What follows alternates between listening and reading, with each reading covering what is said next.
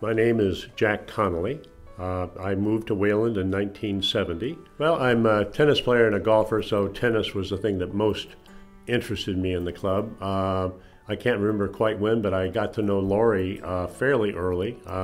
He was kind enough to give me some lessons on tennis, an exceptionally good, helpful instructor.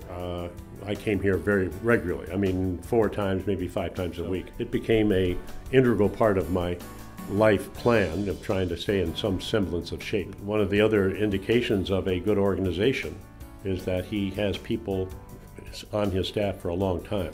There's not a lot of turnover. I see the same faces when I come in one year versus the next. So I think his record of, and he is seen by the people I talk to with a great deal of respect.